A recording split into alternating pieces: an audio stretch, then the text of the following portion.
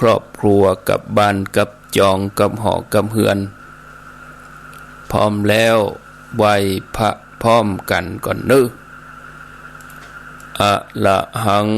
สัมมาสัมพุทโธภะคะวาพุทธังภะคะวันตังอภิวาเท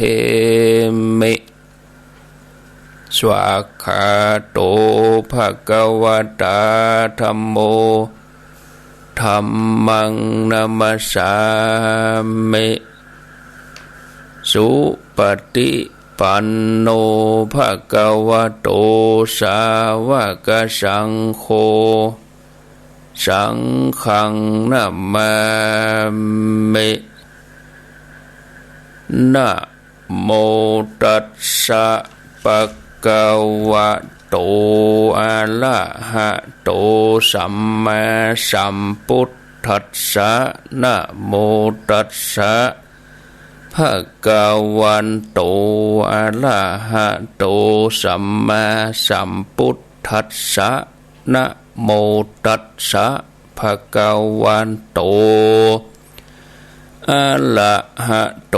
สัมมาสัมพุทธัสสะพุทธังสรณังกัจฉามิธัมมังสรณังกัจฉามิสังฆังสรณังกัจฉามิตุติยัมปิพุทธังสรณังกัจฉามิตุติยัมปิธัมมังสรณังกัจฉามิตุติยัมปิสังฆังสรณังกัจฉามิตติยัมปิพุทธังสรณังกัจฉามิตติยัมปิธัมมังสรณังกัจฉามิตติยัมปิสังฆังสรณังกัจฉามิอิติปิโสภะคะวะอะระหังสัมมาสัมพุทโธวิชชาจารณะสัมปันโนสุขโตโลกวิทูอนุตตะโลปุริสธัมมสารถิสัทธาเทวมนุษย์ชานังพุทโธภะคะวาติสวากขาโตภะคะวะตาธัมโมสันทิฏฐิโกอากาลิโกเอหิปัสสิโกโอปันนะญิโกปัจจัตตังเวทิตัพโพวินโยหิติสุปฏิปันโนภะคะวะโตสาวกสังโฆอุชุปฏิปันโนภะคะวะโตสาวกสังโฆญาญะปฏิปันโนภะคะวะโตสาวกสังโฆสามิจิปฏิปันโนภะคะวะโตสาวกสังโฆญะทิทังจัตตาลิปุริสายุคานิอัฏฐปุริสปุคค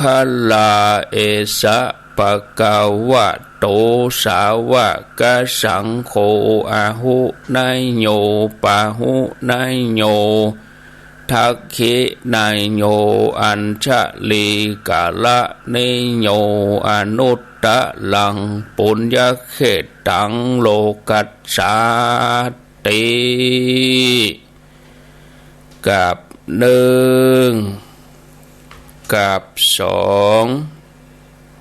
กับสามกับนึกถึงกุลพ่อกุลแม่ของเฮาเนอกราบนึกถึงคุณครูบาอาจารย์กับพระเรียบร้อยตอนนี้ไปก็ เจิญญาติโยมท่านสาธุชนท่านทั้งหลายได้หับปอนเพื่อความเป็นสิริมงคลกับตนกับตัวกับครอบครัวกับบ้านกับจองกับหอกับเฮือนพร้อมแล้วก็มาหับปอนพร้อมกัน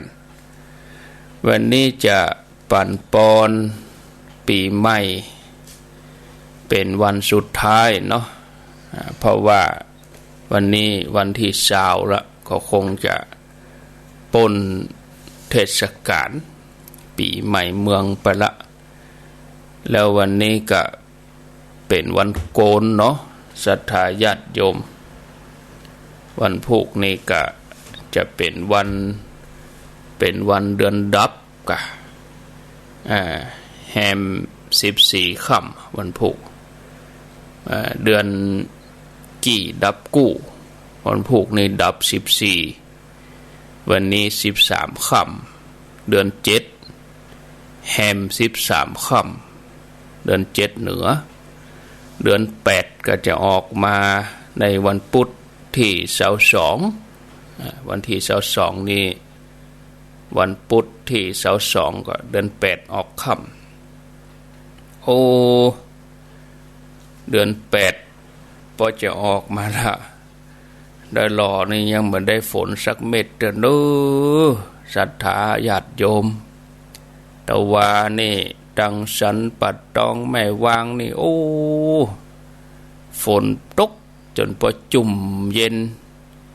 จอมตองก็มีบางที่แต่ตะวานี่เน้นไปดังแม่วางสันปัดตองปุ่นน่ะแล้วก็ขึ้นไปดังเวียงปุ่นวันก่อนนั้นก็ดังเวียงตกมาสันทรายสันกำแพงแม่อ่อนนี่ฝนตกก่อนนั้นก็ดังแม่อายฝังชัยประการโอ้ตก3-4 วันติดต่อกัน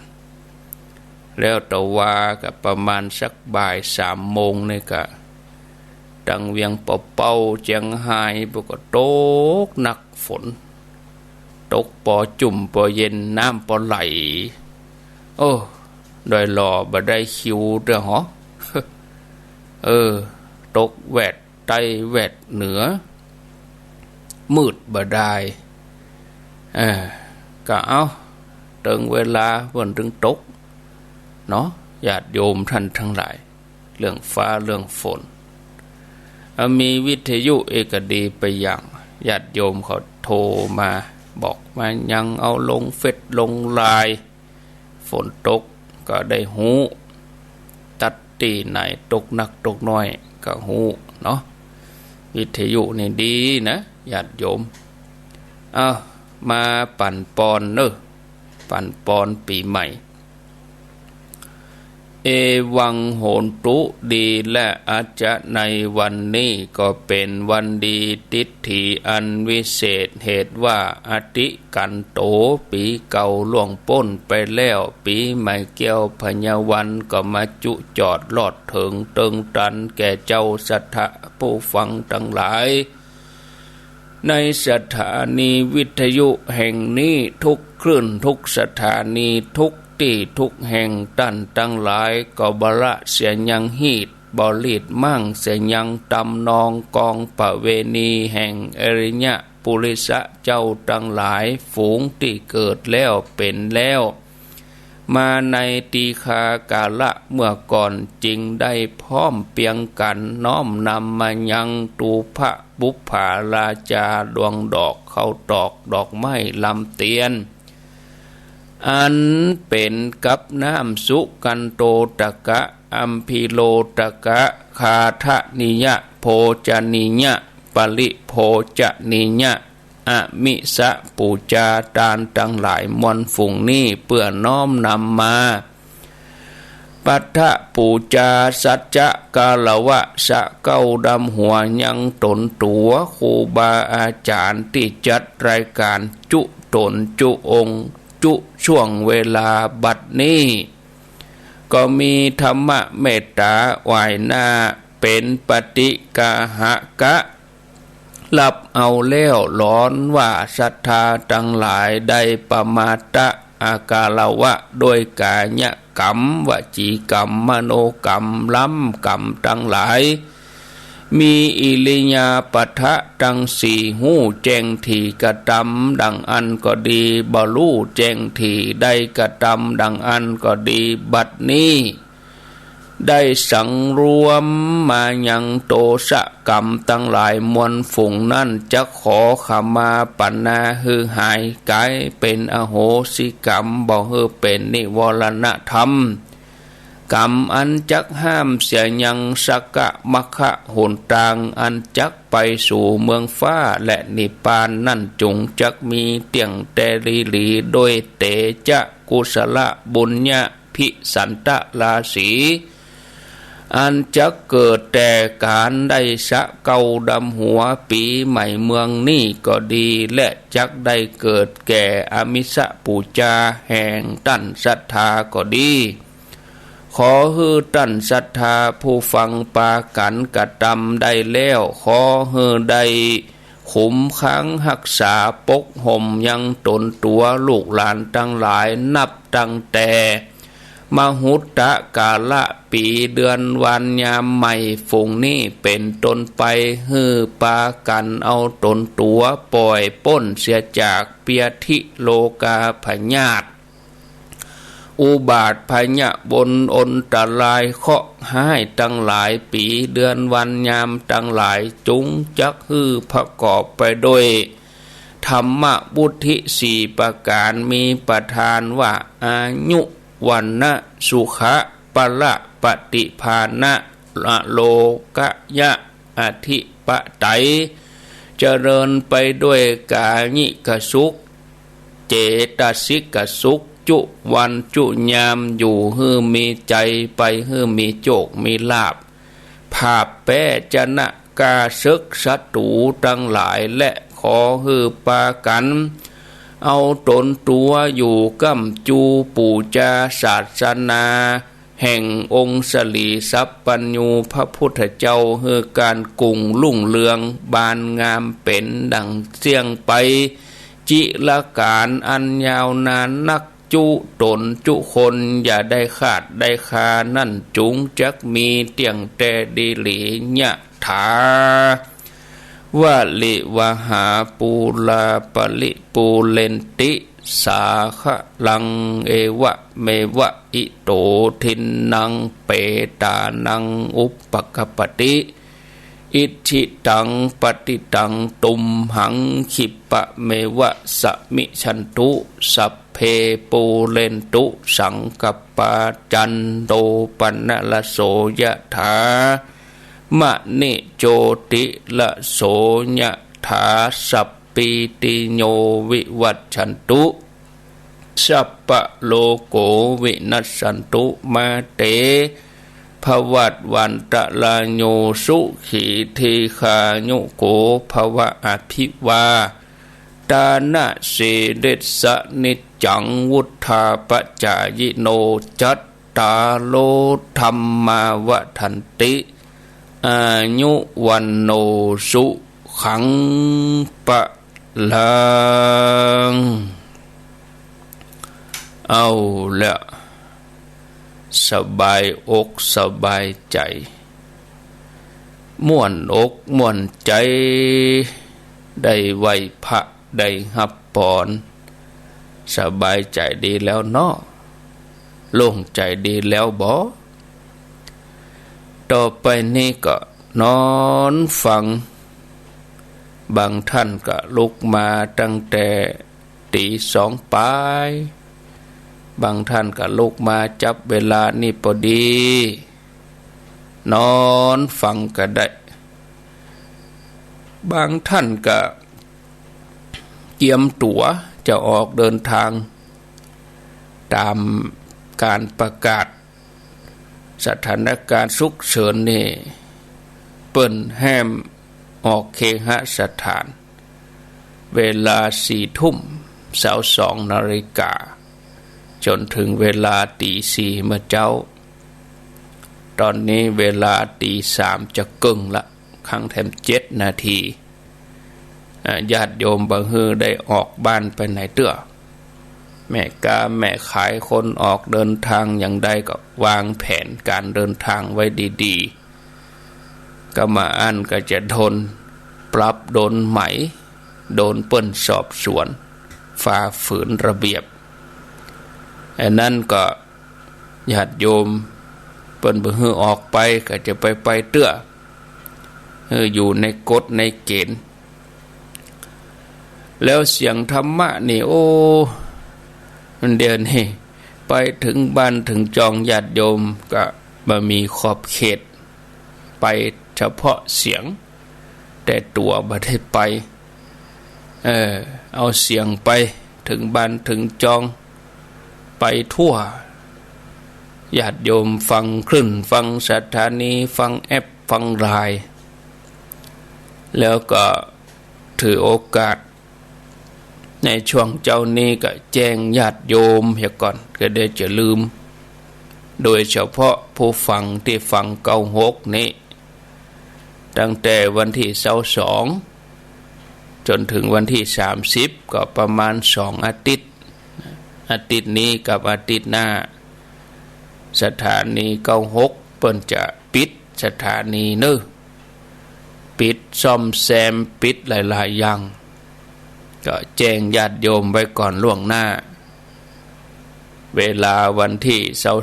22ถึงวันที่30เมษายนอันนี้เปิ้นจะปิดสถานีเฉพาะที่96อย่างเดียวที่อื่นปกติเหมือนเดิมนะอันนี้ก็แจ้งผ่านให้รับทราบกำอันก็จะลืมก็เดี๋ยวตี4ปลายแก่ใกล้จะลาปุ่นก็จะแจ้งศรัทธาแถมกำอันคนเฒ่าจะเป็นละวุ่นละวือเนาะจะมาโตดวิทยุจะมาโตดทานมดจะมาโทรหาอย่างมาบ่ได้ยินอย่างนั้นอย่างนี้แถมแล้วบืดแมลงบ่าย3ก็จะแจ้งแถมกำมีเวลาแจ้งอยู่2 เจ้า 3 เจ้าเพราะว่าวันที่22นี่เปิ้นจะปิด10 โมงไปเอาว่าจะต้องซ่อมแซมเครื่องส่ง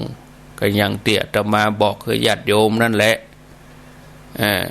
ประเด็นนี้ก็เสียไปแล้วก็จะทำให้ลุกลามอาการหนักเป็นคนก็ ICU เข้าห้องผ่าตัดแล้วประเด็นนี้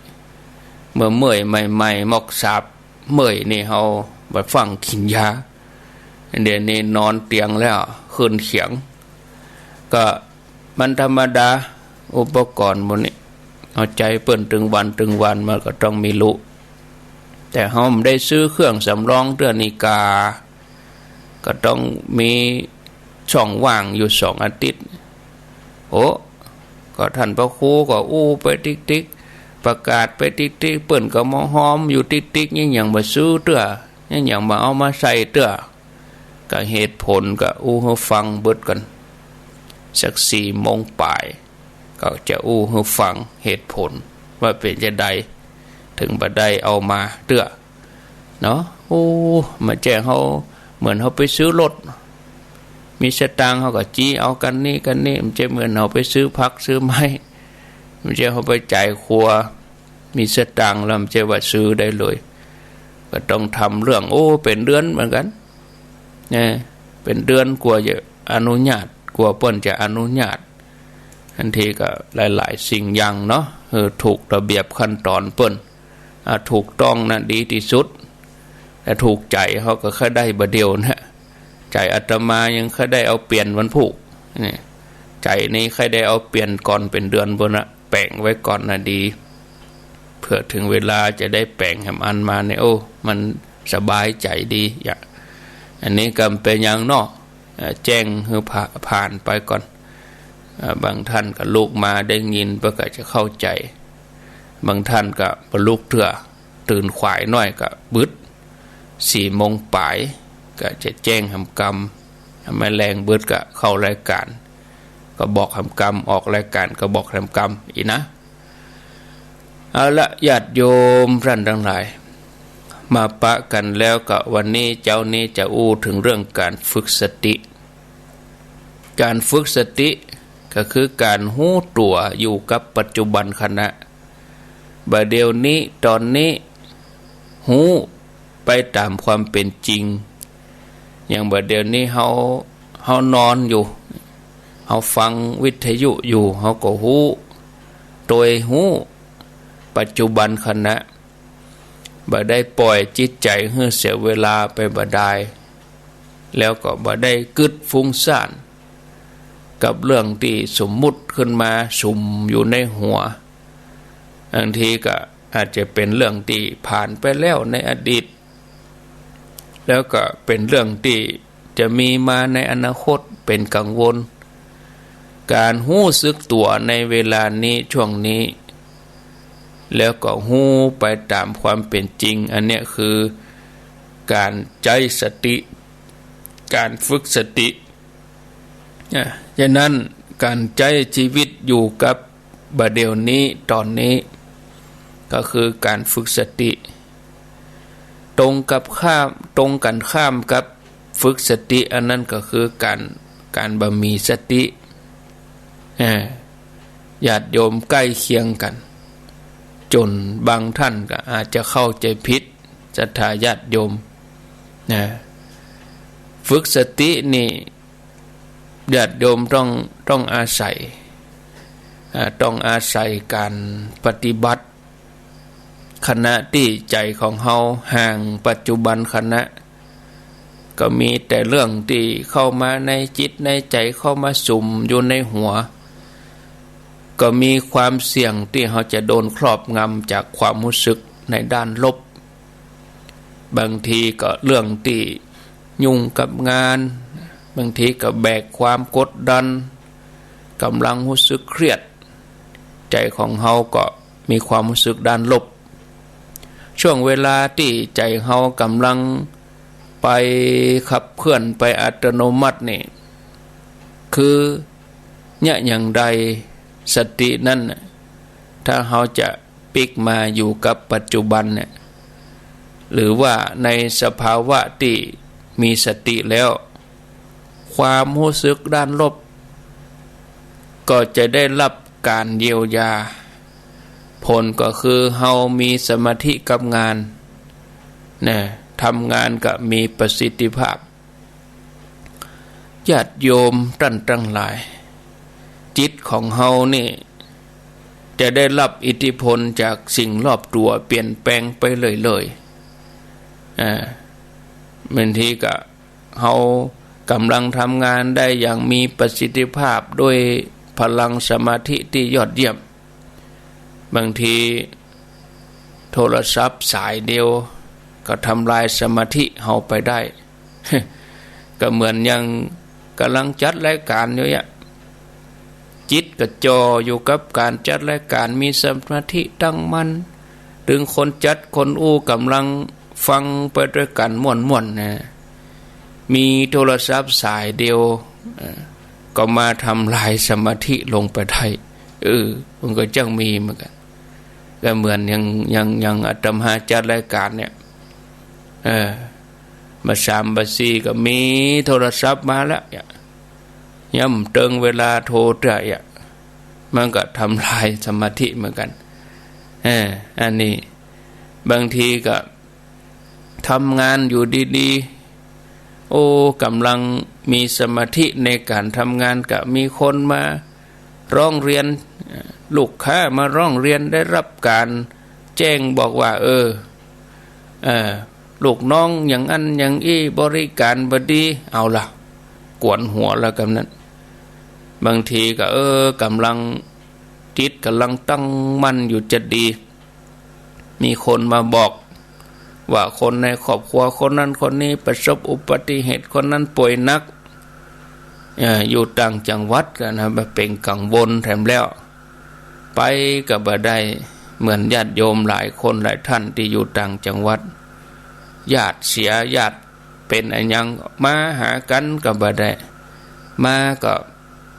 จำเป็นต้องกักตัว14 วันมากับบ่ได้เนี่ย ได้ก็คือกำลังใจบ่ได้หันหน้ากันแต่บัดเดียวเทคโนโลยีก็มีนะแต่บางคนเพิ่นก็เข้าบ่ถึงคนเข้าบ่ถึงเพิ่นจะเนี่ยจะได้คนที่เปิ้นเคยใจเพิ่นก็ว่าเอากะใจกะโทรศัพท์ก็มีลูกไลน์ก็มีเฟซก็มีลูกโทรให้หันหน้ากันท่านก็แล้วเปิ้นบ่มีแล้วเปิ้นจะเนี่ยได้คนเฒ่าคนแก่ที่เปิ้นอินเทอร์เน็ตเนี่ยมันมีแต่โทรศัพท์ก็ยังไปจ่ายสตางค์ต้องไปขอคนนั้นคนนี้โทรบ้านนอกบ้านนาเฮาบันเที่ยคนเฒ่าจะอู้กับลูกกับหลานต้องไปขอเปิ้นขอโทรหาอันนั้นคนนั้นคนนี้กำได้เชียงสตางค์อีกก็มีคนมันเต็มเต้ากันหมดเนาะศรัทธาญาติโยมท่านทั้งหลายอย่างบัดเดี๋ยวนี้ยังญาติโยมเขาอยู่กับบ้านเนี่ยอยู่กับบ้านลูกหลานก็ปิดโรงเรียนละอ่อนมันเขาเล่นเกมกะเนาะบ่เล่นเกมก็เปิดทีวีบ่เปิดทีวีก็เปิดพัดลมบ่เปิดพัดลมก็เปิดแอร์อย่างบางทีเขามาพอก็จำเป็นเมื่อเขาอยู่ด้วยกันนักแต่ก่อนเขาอยู่ 2-3 คนกาไฟมันก็ยังเก่า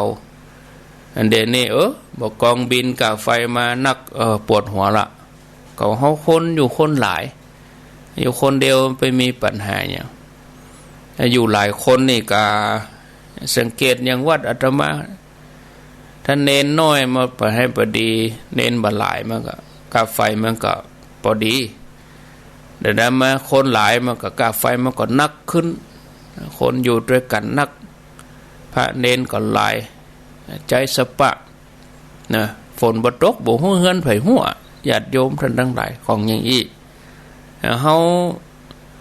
าอยู่แบบบ่มีความจำเป็นเฮาก็แบบบ่เสี่ยงหยังนักอย่างคนที่เพิ่นอยู่คนเดียวเพิ่นก็บ่ได้ใจเครื่องอำนวยความสะดวกอันหยังนักแต่เวลาส่วนใหญ่เฮาไปอยู่ที่ทำงานพุ่นเหมาะก็ไปเปลืองที่ทำงานพุ่นเปลืองที่ทำงานถ้าเป็นราชการเป็นบริษัทที่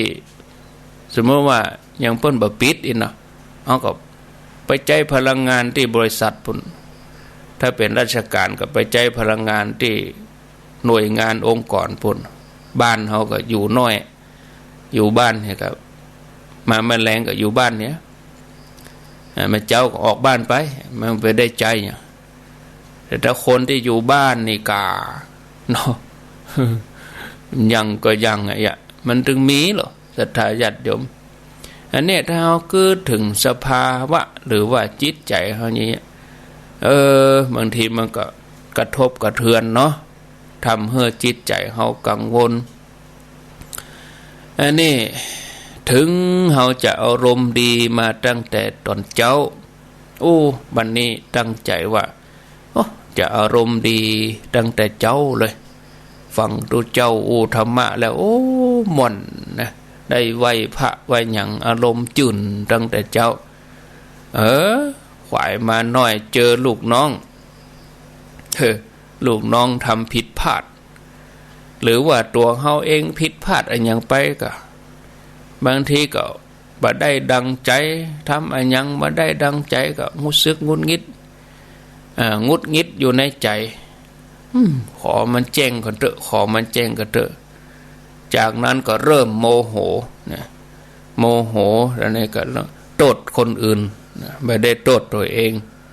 นะเอาไปเอามาก็รู้สึกบ่ชอบทำให้จิตใจห่อเหี่ยวญาติโยมท่านทั้งหลายจะดีอย่างใดถ้าในเวลาแบบเนี้ย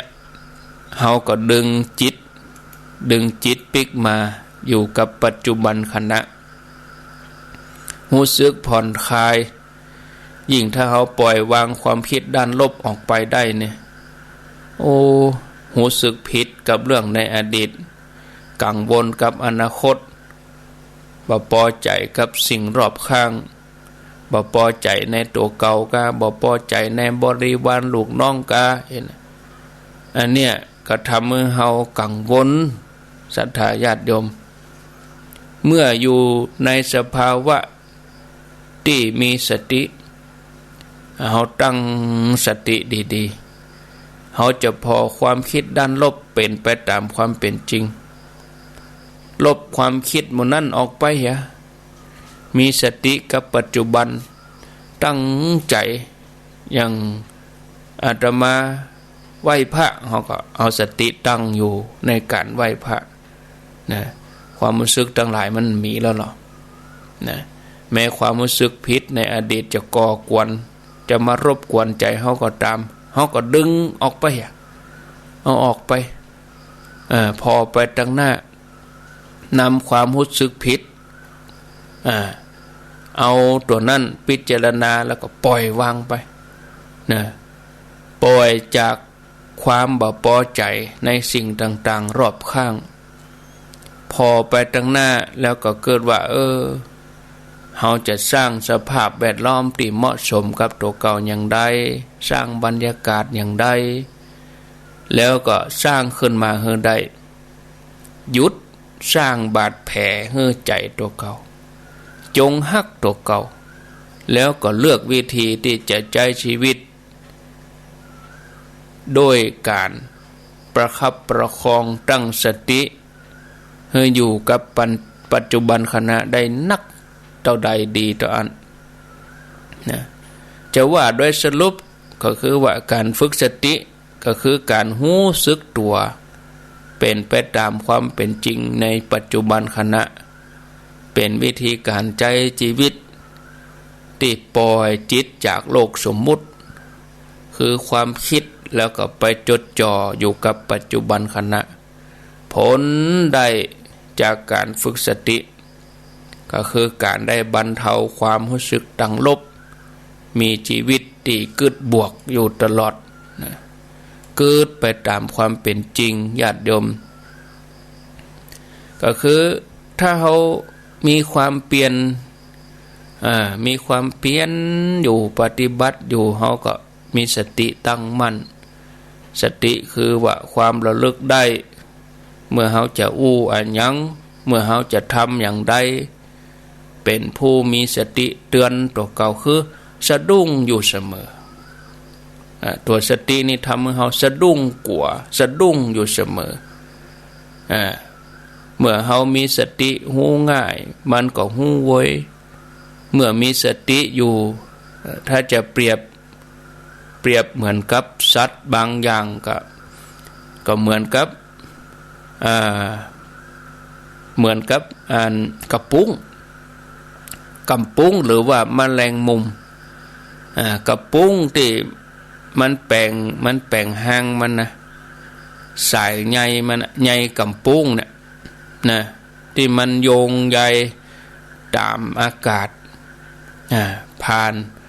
นะสัตว์ตัวใดผ่านไปผ่านมาศรัทธาญาติโยมทั้งหลายมันก็ขึงสายใยมันเมื่อเสร็จแล้วก็ตัวกำปุ้งนี่มันก็ไปอยู่ตั้งกลางไปอยู่ตั้งกลางของสายใยไปอยู่จุดกลางแล้วมันก็นิ่งเฉยมันก็นิ่มอยู่นะสงบอยู่สติถ้าว่ามีแมงงนก็เพิ่งก็แมงอันอย่างมาติดสายใยมันก็มีสัมผัสมีสัมผัสมีสติสะดุ้งหูจักแมงมุมนี่ก็ตื่นขึ้นแล้วก็แมงตีอันดิ้นปล่อยมันดิ้นไปก่อนก็เดี๋ยวมันหมดแห้งแล้วมันอ่อนแห้งแล้วบอกได้เวลากำปุ้งหรือว่าแมลงมุมก็เตียวไปสัตว์ตัวใดมันแห้งมีอยู่ก็เอาปล่อยสายใยหวันมัดก็เดี๋ยวได้อาหารเมื่อจับเสร็จเรียบร้อยกินเป็นอาหารแล้วก็ถอยมาอยู่ที่เก่านี่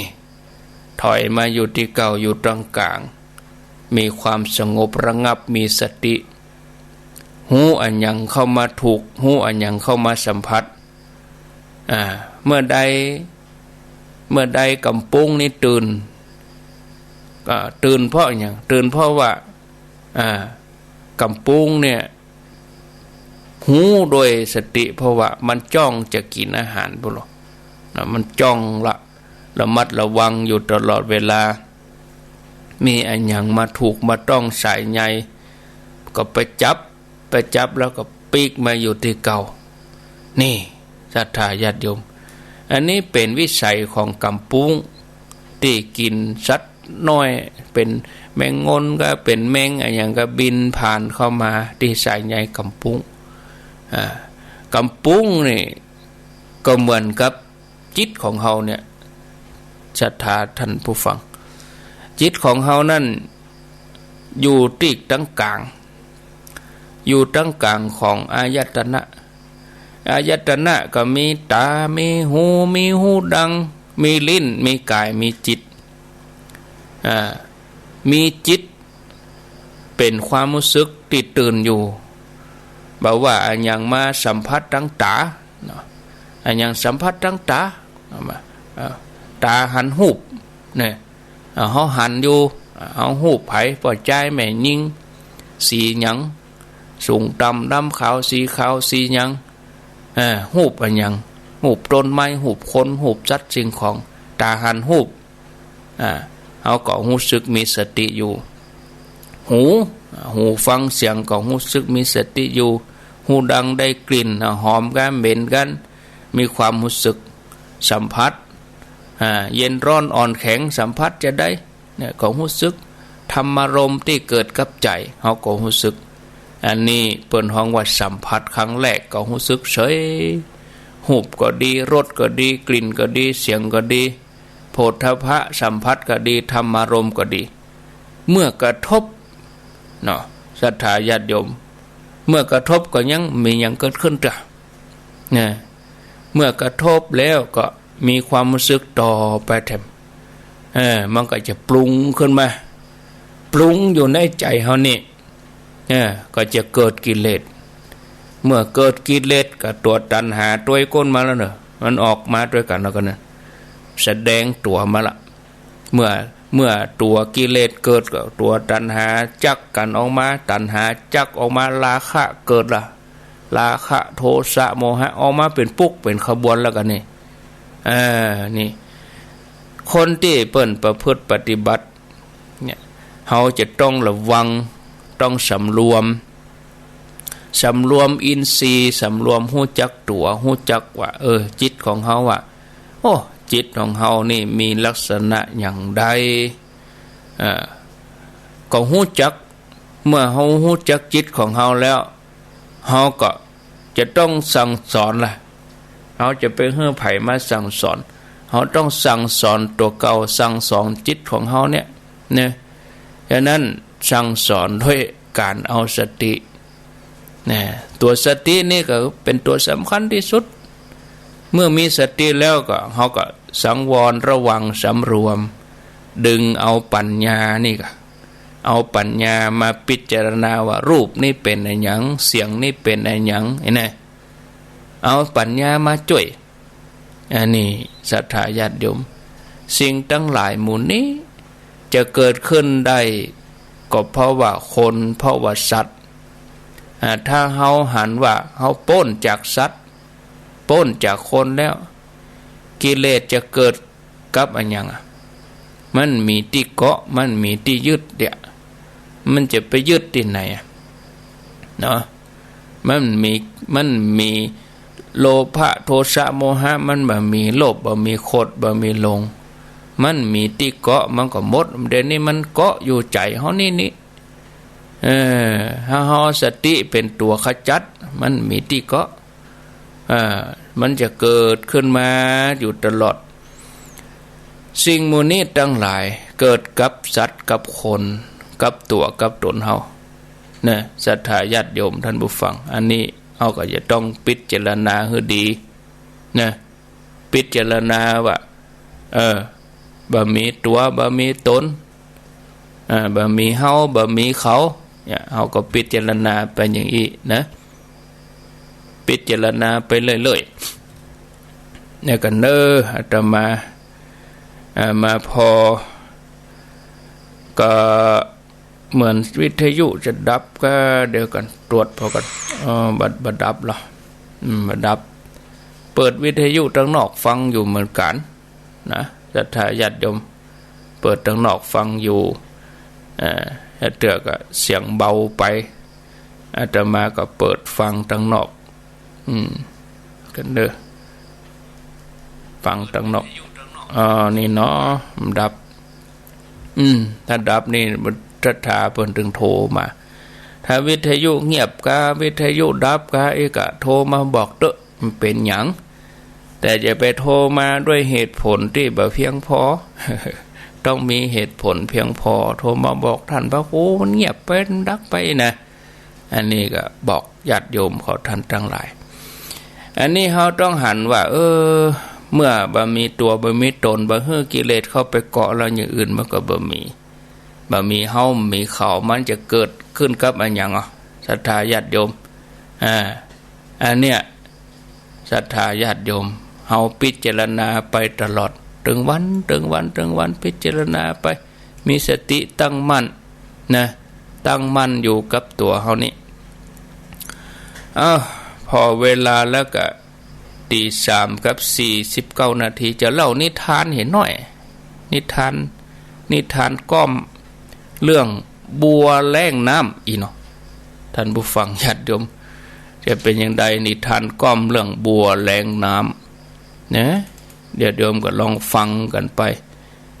ก็เดี๋ยวก็ติดตามรับฟังรายการตี4บนก็จะมีโอกาสมีเวลาได้มาอู้กันแถมก็เดี๋ยวถ้าจบนี่แล้วก็จะขอพักสักกรรมพักฉันน้ำฉันอย่างสักกรรมก่อนนะแล้วก็ก่อยมาอู้มาจากกันในโอกาสต่อไปบัวแล่งน้ำคำว่าบัวนะบัวนี่เป็นชื่อของไม้ประดับเป็นพันไม้น้ำหลายสีแล้วก็บัวนี่เปิ้นมีเงาอยู่ที่ขี้เปอะพุ่นนะแล้วก็ใบเปิ้นก็ออกมาแผ่ออกมาทางบนน้ำมีใบมีก้านแล้วก็ก้านเปิ้นนี่ก็แข็งกันเนอะแล้วว่าเปิ้นก็ชูก้านขึ้นมาบัวบางชนิดก็มีหนามเนาะหนามที่อันเต็มก้านหั่นนะชูใบชูดอกมาป้นผิวน้ำคนไทยเขาเชื่อว่าดอกบัวนี่เป็นดอกไม้จันทร์สูงเปิ้นเอาไว้ปูชาพระเอาไว้สักการะไว้ปูชาเอาไว้สาสิ่งที่เขาเคารพนับถือรับสายกันเจริญพร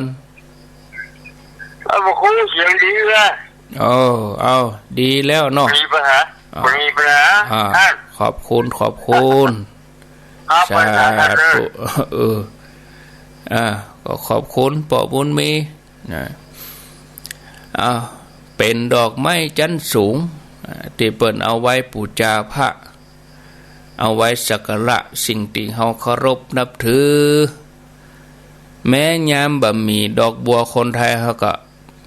ใจมือเอาแปรงมือเหมือนดอกบัวตูมเนอะเวลาไหว้เนี่ยจะไปเอานิ้วสางกันยังปากคล้องนี่มันบ่เปิงบางคนนี่จะไหว้บ่ตั้งใจเอามือสางกันนะสางกันยังปากคล้องนี่ มือต้องเอาแปรงเป็นดอกบัวรูปดอกบัวนี่นอกจากนี้ดอกบัวก็ยังสื่อความหมายแทนใจนี่ธรรมชาติของบัวนี่เปิ้นก็เจริญเติบโตแตกหน่อออกใบมีดอกอยู่ก็เพราะว่าอาศัยน้ำหล่อเลี้ยงเนี่ยเกิดจากตมเกิดจากที่ต่ำแต่ว่าเวลาเอาไปใจที่สูงน้ำกิ่งใบบัวคือบัติดบ่คล้องอย่างนั้นนะถ้าใบ ถ้าใบบัวก่อใดบ่มีน้ำหล่อเลี้ยงบัวนั้นก็จะก้อยๆเหี่ยวลงนะโยมศรัทธาลองสังเกตบัวนี่อยู่ได้กับน้ำถ้าบ่มีน้ำบัวนั่นก็เหี่ยวเฉาเหี่ยวแห้งระยะแรกถ้าขาดน้ำไปเวลาหลายวันติดต่อกันก็จะกลายเป็นบัวแล้งน้ำเนี่ยบัวแล้งน้ำแห้งตายไปในที่สุดอย่างแน่นอนจิตใจคนเฮาก็เหมือนด้วยกันญาติโยมก็มีลักษณะคล้ายกับบัวคืออยู่ในสภาพที่ตกต่ำเศร้าหมองโหดร้ายหันแก่ตัวเมื่อยามมีเมตตาความหันอกหันใจซึ่งกันและกันเนี่ยอันเนี้ยถ้าขาดเมตตาธรรมหมู่นี้ก็จะทำให้บ่มีภัยอยากคบหาสมาคมถ้าหากเป็นผู้ใหญ่ก็คงบ่มีภัยมาเปิ่งปรมีเพราะความเป็นคนแล้งน้ำใจเหมือนบัวแล้งน้ำเหี่ยวแห้งไปในที่สุดในอดีตมีอุปมาภาษิตบทหนึ่งว่านกบ่มีขนคนบ่มีความหู้ขึ้นสู่ที่สูงบ่ได้แต่ในสถานการณ์บัดเดียวนี้ปัจจุบันนี้ความหู้อย่างเดียวบ่ก็จะต้องอาศัยความสำคัญให้มันหนึ่งก็คือบริวารพวกพ้องเข้ามาเพิ่มเติมนกบ่มีขนคนบ่มีความหู้แล้วก็บริวารขึ้นสู่ที่สูงบ่ได้ดีที่พวกสะดวกที่เงินเจริญที่วาจาบริวารในที่นี้ก็จะได้เกิดความนิยมชมชอบความเคารพนับถือก็ต่อเมื่อบุคคลนั้นมีเมตตาแสดงน้ำใจไมตรีต่อคนอื่นก่อนเขาถึงจะได้รับเมตตาแล้วเขาจะแสดงเมตตาตอบน้ำใจไมตรีแสดงออกมาเหมือนกำอูติว่าบริวารมาเพราะน้ำใจมีบริวารหนีเพราะน้ำใจลด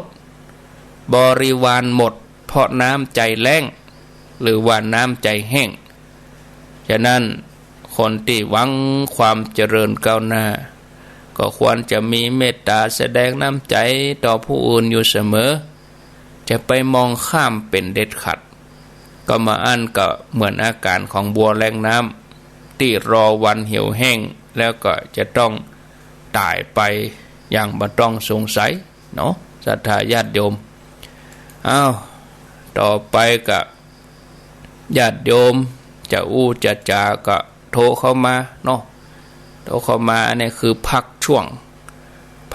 งตัวก็จะเจริญปอนเข้ามา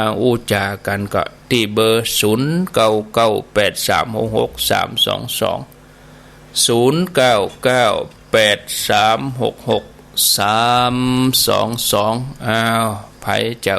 จะจาแจ้งผลการรับฟังอันนี้ช่วงแรก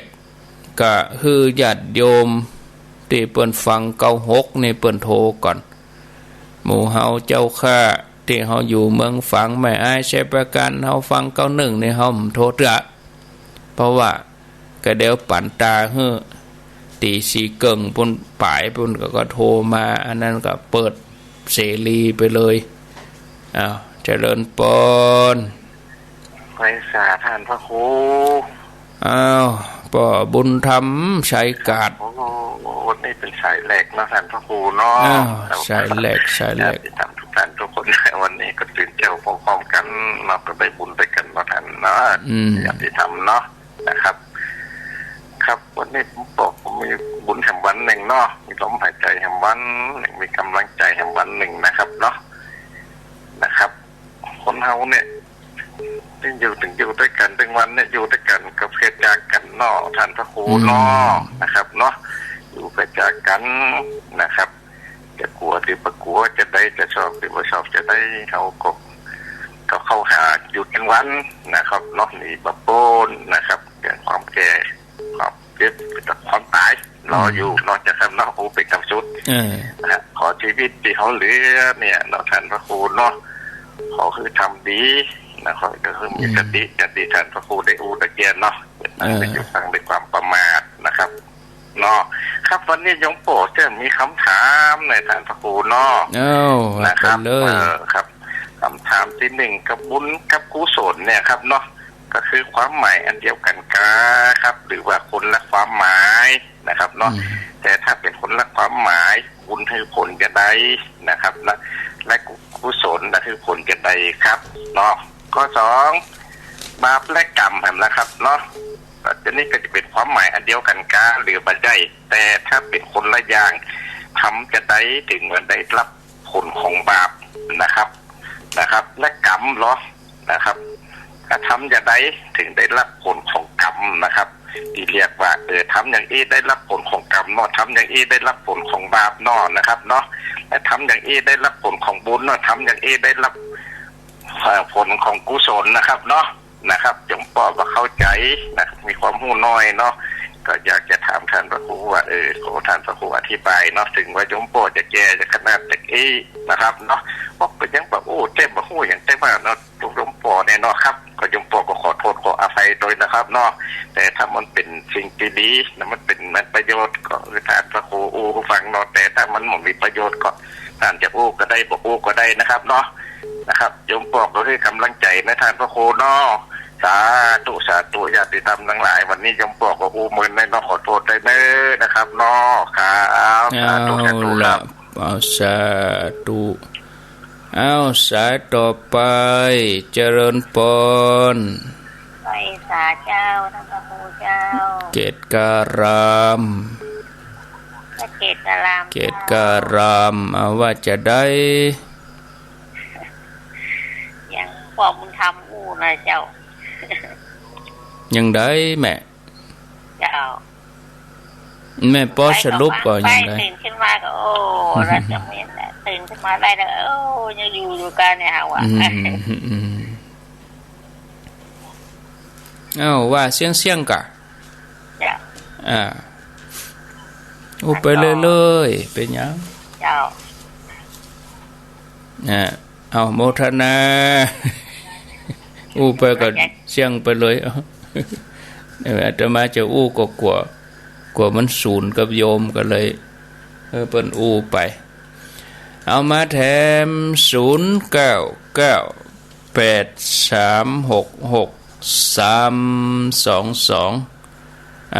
ก็เดี๋ยวจะอธิบายเนอะพอบุญธรรมก็เข้าท่าดีคำถามนี่มีหัวข้อได้ต่อแหมอธิบายเป็นชั่วโมงนะนี่สายต่อไปเจริญปนไปสาเจ้าพระครูมาจะได้บัวแรงน้ำมันก็แห้งตายคนแรงน้ำใจก็ตายไปจากใจเราคนหมดนะเหือดแห้งตายไปใครถึงหาถ้ามีน้ำใจนะเหี่ยวแห้งไปเองเหี่ยวแห้งไปเองมีใครมาคบหาสมาคมตัวหรอกชัดเจนนี่นะเจ้าอนุโมทนาแม่จัน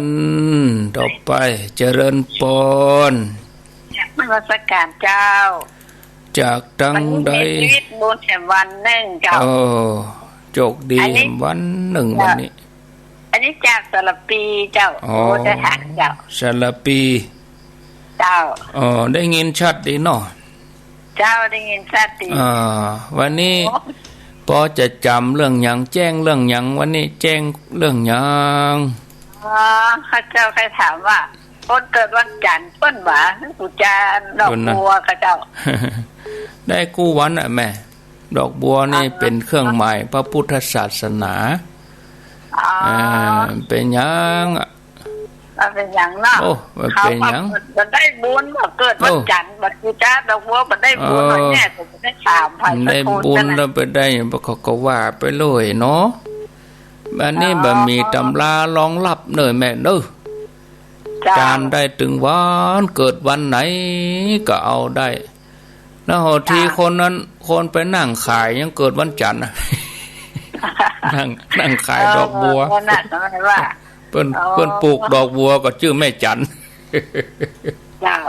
จะฟังคำไผ่เนี่ยต้องพิจารณาก่อนเนาะต้องหลายเต้าต้องกลั่นกรองดีๆกะคนปลูกดอกบัวยังชื่อแม่จันแล้วบ่ฮื้อปู่จ้าวันจันทร์เป็นเดือนใหญ่ๆเจ้าโมทนาเป็นกำลังใจให้ท่านพระครูนะเจ้าเขาก็ใจสติพิจารณาบางทีมันก็เขาก็ว่าไปตามนั้นนะเจริญปนครับกันนมัสการท่านอาจารย์จะได้หัวรินครับอยู่หัวลินและก็มาฮับจ้างอยู่แม่วางอยู่บนดอยฝนตกนักอ่ะท่านอาจารย์แต่ว่านี่นะแต่ว่าก็ตกได้หลายรอบแล้วก็แต่หมอกควันเนี่ยอากาศดีท่านอาจารย์ดีขึ้นรอบตกก็ครับมันมีสักเม็ดนะถึงก่อนปีใหม่หลังปีใหม่เนี่ยมันไม่ได้คิวเดี๋ยวเนี่ยคิวโบยเนี่ยด้วยรอเนี่ยฟังอยู่บนดอยชัดเจนเลยครับฟังคลื่นไหนสถานีไหนผมฟังเหมือนคุณเตื้อฟังที่บ้านไร่อย่างก็ไปบ้านไร่ที่ไหนก็แดนดินกะแดนดินถิ่นล้านนาไปบ้านไร่มันมีบ้านไร่บ้านอย่างอะแดนดินล้านนาก็ของไอ้รุจิสมบัติก็เนาะน้ำบ่อหลวงนะครับอนุโมทนาสาธุ0998366322เอารับสายแล้วเจริญปนไปสายเจ้าท่านพระครูอันนี้โทษจากไหนจากต้นเพิ่งสันปีเจ้าแม่สีเจ้าต้นเพิ่งแม่สีเจ้าแม่สีธรรมะมันมีม่วนนะเจ้าเนอะฝนตกก็แม่สีสารปีฝนนี่นะเจ้าฝนปีใหม่กันแย่ม่วนเนี่ยแล้วม่วนดีฝนตกก็สารปีแต่ว่ามาตกเจ้าแล้วอันตกกี่รอบล่ะก่อนปีหลังปีนี่มาตก2รอบเจ้าจะได้คิวต่อได้รอปุ่นแล้วว่าถ้าได้โหนเจ้าขอนสวดอันกระถานประซ่อนกับพระเจ้าก็พวกก็เทศทำก็มีอย่างก็มีแม่เอ้ยเอาตนอื่นตนอื่นว่าปุ่นกระถานี่ต้องพระครูวังสิงคำต้องวัดตาไมอีต้องปุ่นตุ้งปลาเก็ดปุ่นกาเฮานี่มันอยู่ดอยเดี๋ยวว่ากระถาก็จะแล่งไปหาเมาะต้องเอาตังต่งตังวังปุ่นเอาต้องวัดต่งวัดตาปุ่นกะเจ้าเพราะว่าโตเจ้ามันเว้นไปอย่างน่ะกะมันได้คิวเตื้อมันจะได้ต่อได้รอนี่อ่ะเจ้าเนาะรอก่อนนะเจ้ารอก่อนรอกอมันบัดนี้เตื้อมันบัดนี้เตื้อเจ้าเนาะมันนี้มันตรงนี้สาธุก็ไปเฮือได้รอว่ากระถาก็อย่าแล่งไปเหกับมันดอยตั้งปุ่นกาตั้งตงตั้งตาพุ่นกะตั้งวังพุ่นกะวังวนเนี่ยเป็นวังน้ำเนี่ย0998366322อ้าวเจริญปนครับไปแสให้มาครูครับครูบอยกามใจกะครับฟังเสียงเหมือนครูบอยรู้นี่แม่นวะครับเป็นแล้วครับวันนี้มาเจ้าใช่อันนี้ได้หลายรอบแล้วก็หางดงนี่ตกหลายรอบแล้วบอกครับหลายรอบนะครับโอ้โหเอาถ่าในปอจุ่มเนาะครับปอจุ่มปอเย็นครับท่านครูครับมีคำถาม1คำถามนะครับเชิญเลยครับเปิ้นอันเตื้อพวกกับว่าจุดธูปเทียนหรือว่าจุดเทียนธูปก่อนนี่ครับอันใดก่อนนี่เนาะครับ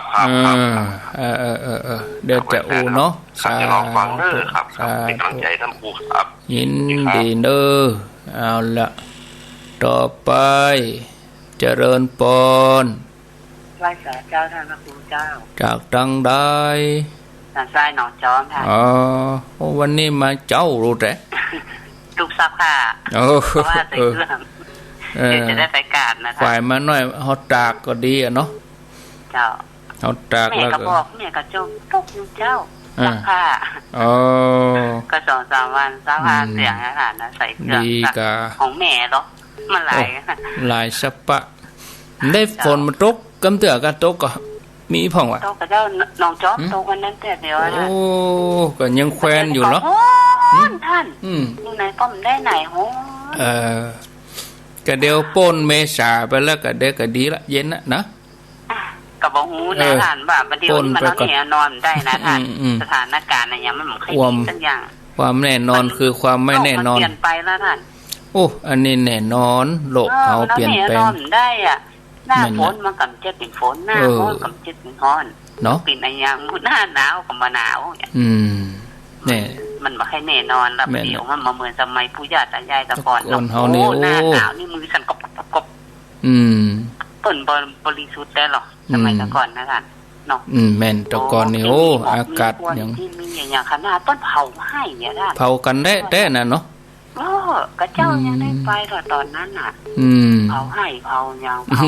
ปลูกถั่วก็เผากันแต่นะเผาจนนึ่งบ่ยังมีบอกวันมันเดี๋ยวมันโรงงานว่ะรถว่ะมันหลายอย่างเห็นละเดี๋ยวนี้มลพิษมันหนักท่านอันน่ะสะสมได้ก็มาดีสักอย่างอ่ะสะสมมากี่ปีเนาะเจ้า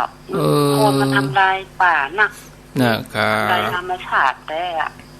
ความมลพิษดีละเดียวอ่ะน่ะแม่กับ80 ปลายแม่หันละแม่โรคโควิดแม่ก็มาเจอเลยเนาะเดี๋ยวเนี่ยก็มาปะแต่น่ะอายุปอดแก่ปอดเฒ่าเนาะ80 ปลายเนี่ยนำมาปะเห็นบัดเดียวนี้เนาะแต่ก็สถานการณ์ได้ปิดหน้าปิดหน้ากากปิดอย่างแม่อยู่บ้านยังได้ปิดอะไรได้มาหันบัดเดียวเนี่ยแต่นะนั่นเจ้ากับแม่ฟังว่าเนี่ยหันก็แม่ยังดีนะได้หูในหันหมดน่ะบางทีเพิ่นตายไปกันบดละอีเนาะแล้วแม่ยังได้มาเจอมาปะมาพบเป็นอีเนาะจะปิดหน้ากากลูกหลานมาดำหัววางปิดหน้ากากนี่เนาะลูกหลานก็มาอยู่ยังบ่นหรือเจ้าไปดำหัวเนี่ยเจ้าว่าแต่ว่านี่เจ้าปิดร้านก็ฝังไปซื้อของไปดำหัวเนาะเอาดำแม่ก่อนหนึ่งเนาะป่นไปสบายใจแม่มาระดับหนึ่งนี่เนาะนี่แน่นอนก็เอาแม่ที่บ้านก่อนแล้วค่อยไปดำญาติพี่น้องนี่เนาะเนี่ยถูกต้องแล้วกันเจอถึงฟังมาถึงสำคัญต่อพ่อต่อแม่เนี่ยแน่นอนเนาะแต่ย่ำมาสำคัญต่อแม่โอ้พระเจ้าเฮาเหรอพระเจ้าขินเฮาเหรอเนาะแม่เจ้าต้องดำแม่ไว้ก่อนนี่เนาะแน่นอนที่สุดดีแล้วเนอะท่านเจ้าสาธุเอาแล้วยินดีโอ้ก็อูกันไปเป็นยังเวลาปลุกแสดงความคิดความหันเจริญปนเอาเฮลโลเนาะอันนี้นี่เก้าละสายที่เก้าเอาโหลเดียวเจริญปนโทษจากนายจากบอกว่าบอกก่อ5ฝนตกก็นครเจดีย์แผ่นดินร้ายนี่หมอกไหลไก่นี่เนาะหมอกป่นพรมน้ำมนต์ก็ยังแควนอยู่ได้เจื้อมีหันหน่อยแล้วเนาะเจอก็ยังห้องเจ้าหมูมากต้องมีน้ำใจต้องมีเมตตานะโอ้มหันเปิ้นแจกครัวจนตั้งลงทานเปิ้นเอากระลำเอาอย่างมาแจกดีใจเนาะถึงยามทุกข์ยากก็ช่วยกันแต่เมื่อเกิดจะมีระดับหลักย่าเนี่ยที่ช่วยกันนะเนาะหมู่เฮาที่เปิ่งกันเนี่ยวัดวาก็ตั้งลงทานช่วยเหลือซึ่งกันและกันมีมิตรไมตรีโอ้ประเดี๋ยวนี้มันมีสปะนะท่านพระครูเนาะโรคภัยไข้เจ็บเหตุการณ์บ้านเมืองไหนมันจะจ่ายเมื่อตายก็ลูกโควิดนะจะตายก็ข้างหมอผู้ดังหายใจฝืดเนาะหายใจมาอ้อเขาว่าหายใจฟี่ฟ้าตายก็ข้างหมอผู้ดังเนี่ยป่ะอดเอาเนาะ เขาอยู่บ้านเขาก็ออกแหกะ น่าจะ เป็นแต่ไปทางนอกอยู่บ้านธรรมดาเขาก็ออกยะแต่มาอยู่วัดเขาอยู่ในกุฏิอยู่ในวัดเขาก็ออกเหรอ เจ้า แต่มันก็ดีนะมันเขาก็คิดถ้าเขามาอยู่ห่างใจเขาก็ออก นี่กะ เพราะว่าจะรอดมันก็ให้ให้ใจยากก็มันก็ดีนะกันฝุ่นกันยังก็ดีนะมันเจ็มดีนะดีค่ะป้องกันฝุ่นยังจัดดีอ่ะแต่เขาหมูไผ่ยิ้มฮือเฮานี่กาแปลงตามองไงพอหน้ามองอ่ะไปยิ้มไปยังหมูสาธุเจริญพรสายที่10สายที่10อันนี้ห้วยหยาบกะสันพระเจ้าแดงห้วยหยาบบันทิเจ้าห้วยหยาบสันพระเจ้าแดงเนาะบันทิมีฝนเหรอบันทินี่มีเจ้าแดดเพะเพะแดดเพะเลยปดเดียวว่าตกเพะฝนตกเพะมันแดดเพะได้หล่อกับตกฮ้อนเหมือนกันน่ะฝนมีสักเม็ดเนาะมันจะเป็นอย่างนั้นแต่เปิ้นทั้งเปิ้นนี่โตกันเนาะเขาจัดงานเหมือนต้นเดือนเขาถ้าจะปลูกจะใครแล้วเขาลืมไปเปลี่ยนจัดงานบ่ฮื้อฝนตกปลูกจะใครตั้งเป็นนั่นลืมเอาออกแก้มหูนี่ใช้ใจอ่ะมันได้กินอันเหรอแห่แมวก็ได้ป่าจ้อนก็ได้นี่เป็นยังได้คิวเติงเวลาก็ตกเนาะแต่งใจจุ่มมันได้มันจะถึงคิวมาได้แปลงใจจุ่มใจเย็นไว้ก่อนแน่นอนอยู่กับพระมะนะเนาะทุกอกทุกใจสาธุเนอะป่านนี่เนี่ยเนาะมาได้ได้นี่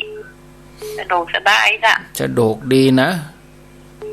มนอกมนใจมันแดดเพราะว่าโลกนี้มันโกแดดมันโกแดดอุณหภูมิห้อนน้อยมันเปิดแล้วติดบ้านมันแล้วนั่นเนาะมันจะได้ปุ่นโลกเนาะปุ่นโลกโควิด-19นี่นะมันจะคนไทยเขาจะได้อยู่รอดปลอดภัยเนาะนั่นละโมทนาเนอสาธุอันนี้แฮม2สาย11 12ตัวลุงเสิร์ชเข้ามานี่ตัวลุงเข้ามาหรอ